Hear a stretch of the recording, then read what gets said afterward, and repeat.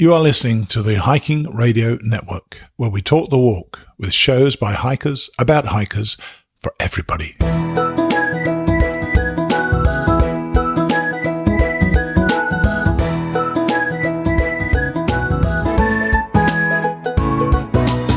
Mighty Blue on the Appalachian Trail, the ultimate midlife crisis. Join Steve and his guests every week as he staggers from Georgia to Maine.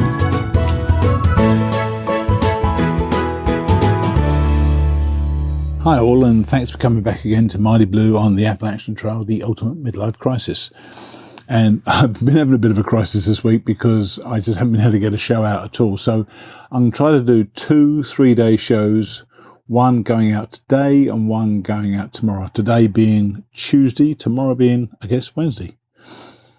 And we left you last on the 0 day, still just, we'd actually crossed the border into New Hampshire, but we were south of the border at the time, and we'd had that 0 day. We're getting ready to face New Hampshire. So let's get on with it and find out what happened on, well, it was last Thursday, I think. Thursday, Friday, Saturday, Sunday, Monday, Tuesday. Yeah, it was last Thursday, and I've forgotten the day, but I'm sure in a second you're soon going to find out. Day number 143, because that's what Thursday was. The Vermont-New Hampshire border, mile 1749.3 to Trapper John Shelter, mile 1766.5, a 17.2 mile day. That morning, we were driven back to the bridge on the Connecticut River by Frosty. I really hope his hostel gets a fair shake. He definitely needs some organisation.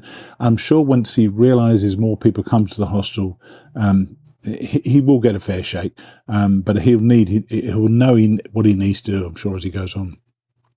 So we walked up the hill. You go across the Connecticut River and you start climbing into Hanover. It's actually the first climb of the day.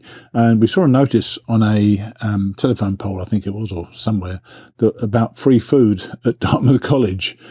And so and it says what you do, you text a number, somebody will meet you at the back steps of some eating establishment, which is within the college, and all the college students eat there. They'll let you in, and you'll get free food.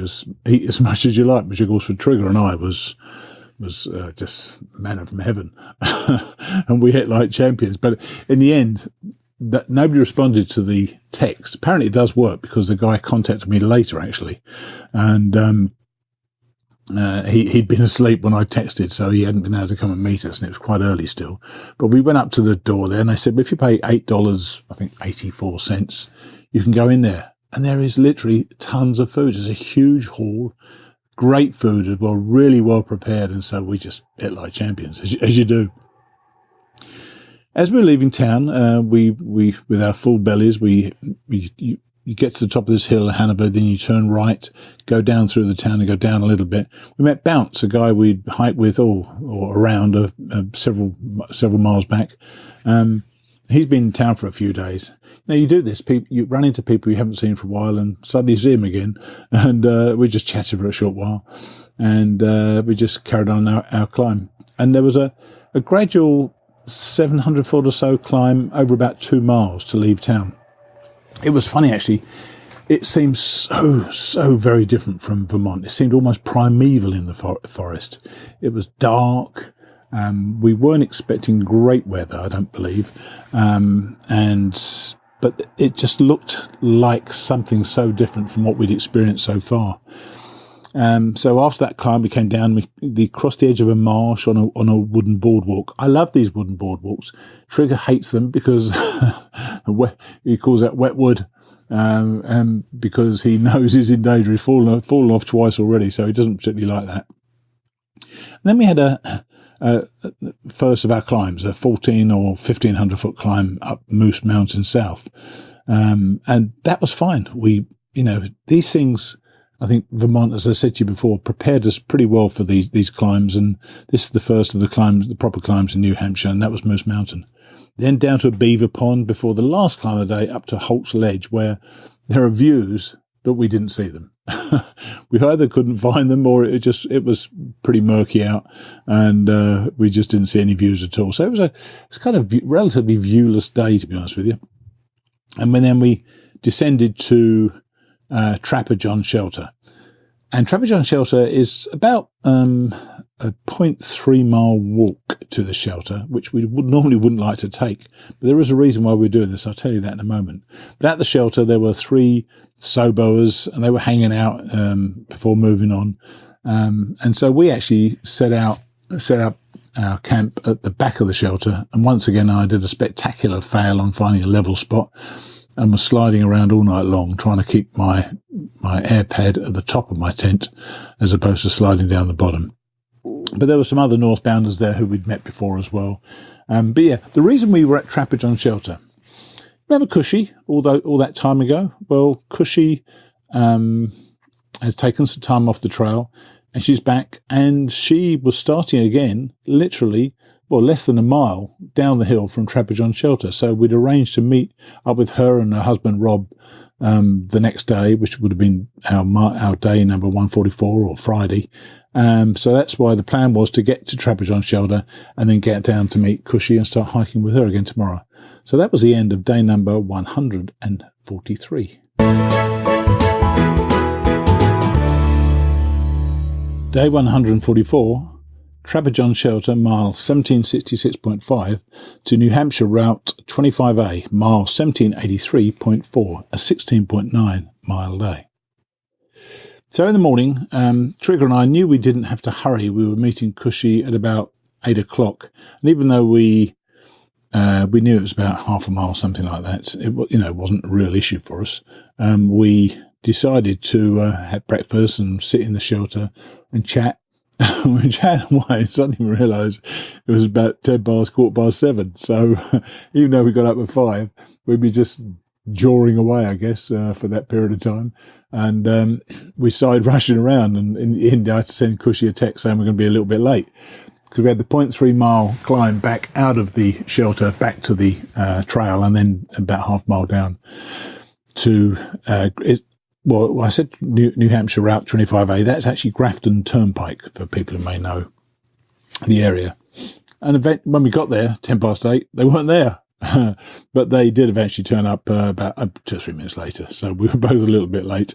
And there they were. It was great to see Cushy again, and Rob. We'd met him previously as well, I think in Massachusetts, when we hiked with Cushy for one day. And Rob had bought donuts, which of course is always a nice thing to have, and we had a few of those. And he was looking down the road, and he kind of jokingly said, "Oh, there's our neighbours." And we were 2 hours from where they lived, and it literally was their neighbours walking up the street. Their friend, or the woman, is having some treatment at a local hospital local to where we were now, and they were literally walking up the road at 8 o'clock in the morning towards us. It was just an amazing coincidence.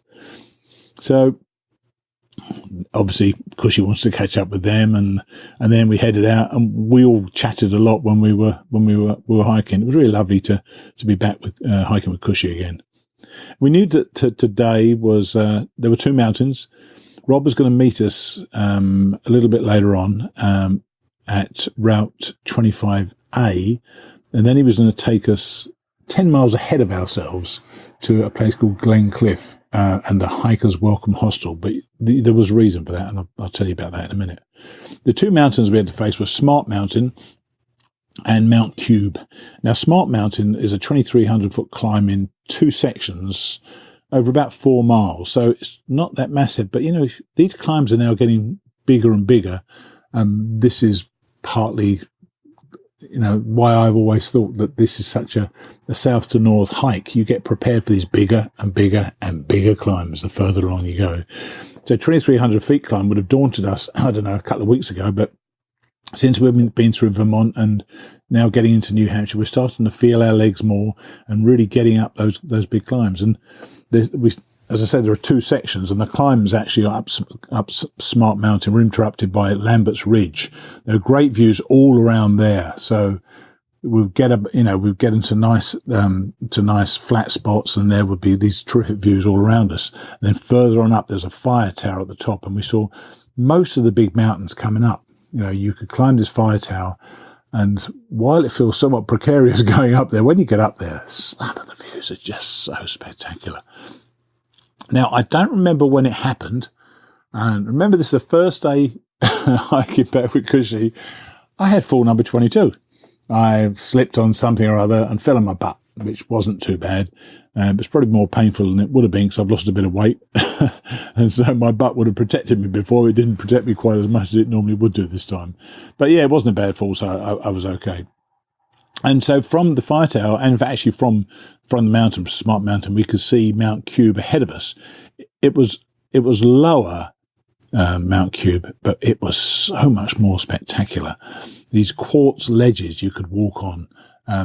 You're concerned with the wetness around you and so on and slipping, but I didn't slip on any of that, and it was just beautiful to walk on. So when we went up there, it was another good climb. It wasn't as big a climb as Smart Mountain, but this was a day of quite considerable climbing. Once again, getting us ready for Moosilauke coming up, and Franconia Ridge and Mount Washington and all these amazing places we're going to be seeing in the next few days. Rob was at the bottom, Route 25A. He had Gatorade and beers and donuts. I mean, we're always very pleased to see Rob. He turns up with all the right stuff. And it was quite a drive to Hikers Welcome Hostel. They got a little bit lost, I think, but eventually we found our way there and we got to the hostel. I stayed there last time and I really liked it there. It's kind of not chaotic, but it's kind of it's cozy with a lot of things going on around it. There's this big communal area, and there are bunks upstairs. But I decided instead to tent. I prefer tenting. I prefer to be in my own tent. Unfortunately, that night I was sleeping next to somebody who had terrible allergies and was coughing all night long. Poor fella. He was apologetic the next morning, but what can you say? You got allergies. You got allergies. Nothing you can do. But before we finished day 144, and I actually recorded this a few days later, but I think it's appropriate to put it here.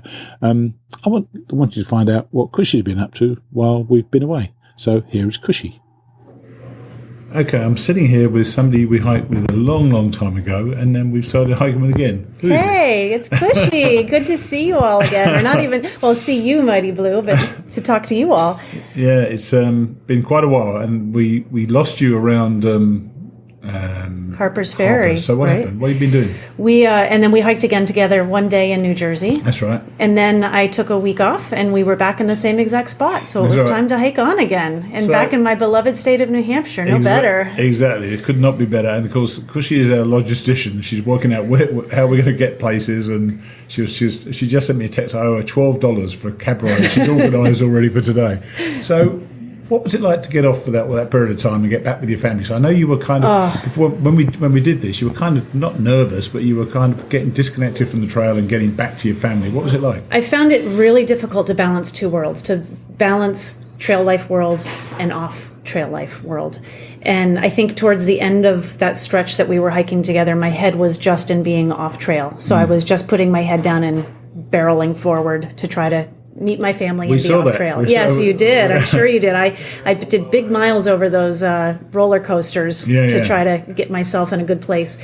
But I came back to trail, and I was feeling really determined and strong. I wanted some time to hike on my own and see what it was like to be on the trail as a solo hiker, which I hadn't had that experience at all because I'd been with people every single day. And that was really liberating and enjoyable. Why? Tell me why. And I know from my point of view, when I broke up with Trigger just for 4 days, it's just a different vibe, isn't it? It is. I think when you get to camp and you meet people every single night and you're talking to different people every night than just your trail community, your trail family that you're normally hiking with. I think it's just a different feeling, but I also wanted to rely on myself and to do the miles that I wanted to do. As you know, I started really picking up pace at that point. I didn't take a single zero in Pennsylvania. I just really wanted to get through it and work hard, and my mileage has really started to increase as a result. And because I wasn't working with a trail family to make the compromises that we all make, for the good of the group, which is a really fun thing to do as well. So it was really nice for me to have that time to do what I felt like my body wanted to do and to push it to its levels. Sure, and I would say, you were very accommodating to me and my ridiculous requirement to watch the last round of all the golf. You worked out how we could do that. But I've got to tell everybody now, she's trying to get us to do 21 miles over the Wildcats. Is it Wildcats? It's the Wildcat Carter Traverse. It's our last stretch. You think it's doable, don't you? I think it will be very difficult, but I think we would all be exceptionally proud of ourselves, and I think we would take a 0 after that. Okay, well let's think about that. So now we're hiking together. Do you feel you've scratched the itch that you needed to hike by yourself for a while? Yes, definitely to hike by myself. I'll see what my pacing feels like. If we're in the whites, we're all doing the same thing because there's only so much you can do in the whites. And then afterwards, I think we all see where our legs are. And if I'm back to wanting to do bigger miles, then maybe that's the way it is. I'm also getting, as you know, the feel that I'm ready for this to be done. So not only did I have that 4 days off from my daughter's graduation, I just took a week off to have family vacation and vacation with friends. And I can just tell that this is a lot for my husband to be doing alone at home without me, and I'm ready to be back and be part of the family. It is one of the discussions we've had, and Trig has felt similarly that you're in this situation probably longer than most people want to be, although obviously less than some people want to be. But you're in this situation where it takes much more out of you as a couple than you might think before you get into it. And I don't want to push him past his boundaries. You and I talked at dinner last night that I felt like this was a life goal that I have, but it's an incredibly selfish life goal. It is. This is all about me. I'm taking 6 months and it's all about me. And I totally recognize that. And it's totally atypical for who I have been the last 30 years in this relationship and marriage and parenting and such. So it's starting to feel a little bit overindulgent. And I'm at the point where I'm ready to start wrapping it up. It is self-indulgent, but you think it's starting to feel overindulgent. That's it interesting. is. I wonder how many other people listening to this, and we know a couple of thousand listen to it generally, how other people think about that, because I don't think anybody realises the impact it does have on you. And you and the people around you as well, because it's not just you, is it? It's not. I'm part of a team here on the trail, but I'm also part of a team at home. That's right. And that team has been supporting me unconditionally. But you also know when you're pushing your boundaries. You know when and nobody has asked me to come home. Everybody is continuing to be so supportive. I'm just feeling in my own heart of hearts that it's time for me to get back on the train at home. And I think probably being home and seeing what was there and missing my family and missing my friends and also gave me that motivation that I love home and I love where I am, and I'm really fortunate to return to a place that I'm so happy to return to. And it made me excited to be home again. I'm sure it did, yeah. And funny enough, I wonder whether Rob has reached the stage that my wife reached 5 years ago when she said to me, and because this is a clean show, I'll bleep it, I am so over this bleeping hike. So he may not have said it, but he may well be thinking it. I don't think he'll say it while I'm on the trail, but I'll be curious 3 months out if he admits it at that point. He probably is. Yeah, he probably is, but he has been self-restrained enough to not say that to me. That was excellent. I don't think he wants to put external pressure on me, but I think we're both. I'm bleeping over it too, right, okay. But not in the way that I'm not going to finish it. But you still want that moment. I'm so determined, but I think what it means is that I just want to push myself to get it done sooner than later. Okay. Well, we're delighted that we're hiking with you again, because we now can relax and not worry about what we're going to be doing in the future, because you tell us every day. We have figured out how to slack pack through an entire state of New Hampshire if we want to. It's not too bad, is it? It's the cushy way. Yeah, it is a cushy way. Well, love you talk to you, and I'm so glad you're back. Thanks for having me. Cheers.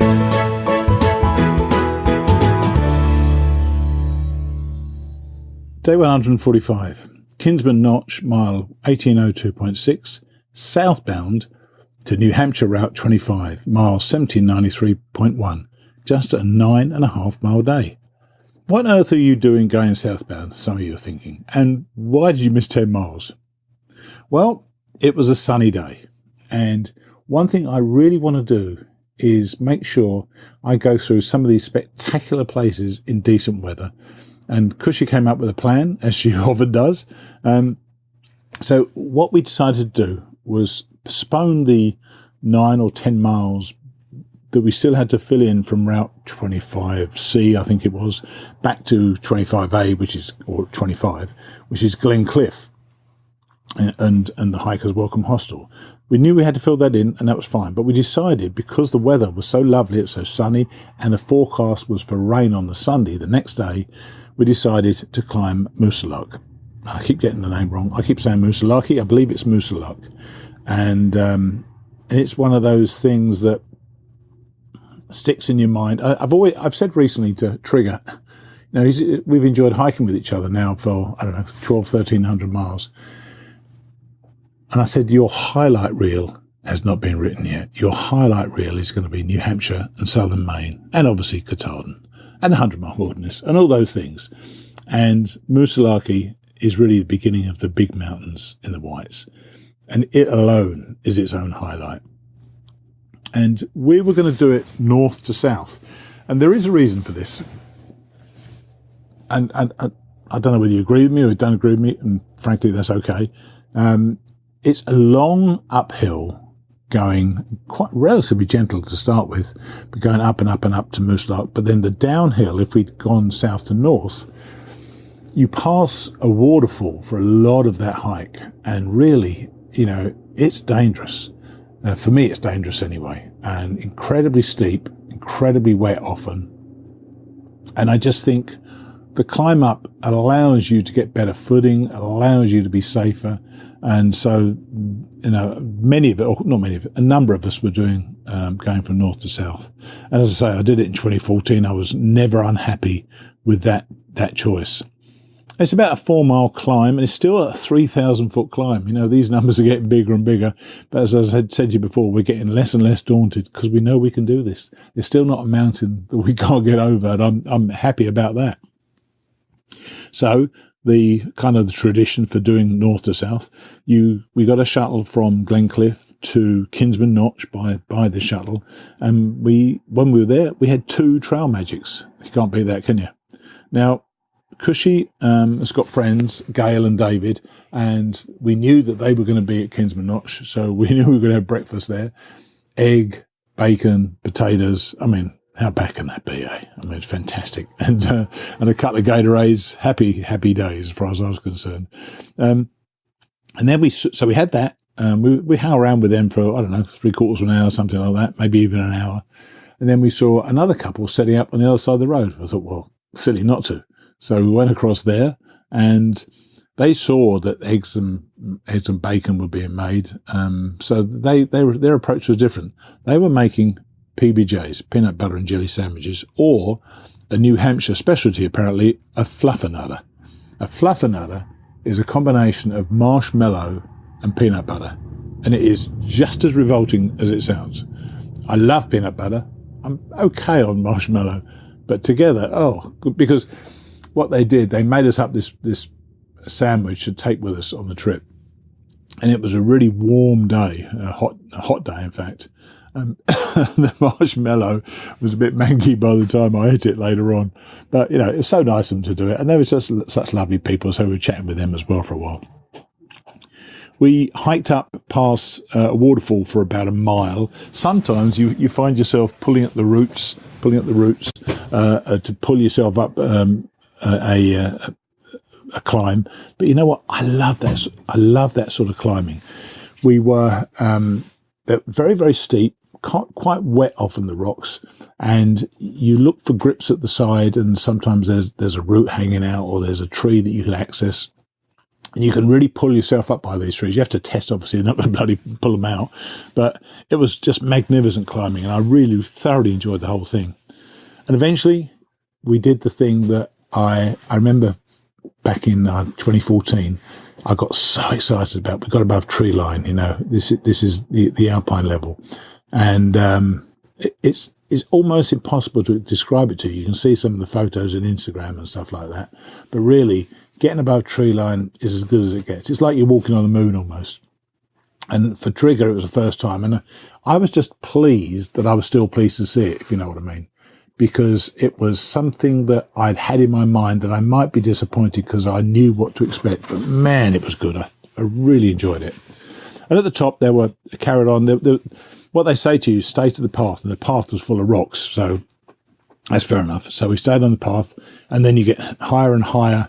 And eventually there's this huge pile of rocks where the sign for Mount Moosilauke is at the top. It was windy, but it was sunny, and we thoroughly enjoyed it up there. There were a lot of people up there as well. This is very much a day hike. God knows how people do on a day hike if they haven't got their legs. But it was just so exhilarating. It really was. And we got out of the wind and we lunched just down below a couple of the rocks at the top. So we had the sun on us but no wind. So we love that. So we had to climb down. It was a long damn way, I tell you. It was okay. It wasn't dangerous or anything like that, but I did make one stupid error. I think when you have a climb down, which isn't difficult, you sometimes relax a bit too much. And I definitely did. And hiking with Cushy again, by the way, I fell again. And this time I hurt my shoulder. It wasn't too bad, that one. And so I called out, I went down and I realized I wasn't dead. Realised nothing was broken, and I called out fall number 23. So that was 23 falls I had now. Further down, something kind of strange happened. I was going down, and I often do this. I stand firmly on a rock, and I almost fall towards a tree to hold on to it, and then leverage my body down by holding onto that tree. This time I was wearing my glasses. No, I think I wasn't wearing my glasses at the time. I went towards the tree, but my whole perspective was totally out. It was way further than I thought. And I missed it and I slipped and I actually got hold of the tree, but my legs fell and I got crashed both shins into the tree. Man, it hurt. Cushy actually thought I'd passed out and I just fainted or something. I hadn't. I'd deliberately fallen, but it was a bit further than I was expecting it to be. But that doesn't count as a fall because I didn't actually fall on my butt or anything like that, or on all fours. I just banged my shins. So we got to the bottom. It was a hot, sticky, and kind of boring down, to be honest with you. When you're in the forest and there's no wind blowing and you know it's warm, the warmth in there is just too much sometimes. But we then headed back up the road, back to Glencliff, and man, what a day it had been. I just so enjoyed that day, and Moosaluck just opened up for me all those memories of what happened last time, and I know what's coming. It's just going to be spectacular. So that's the end of day number 145.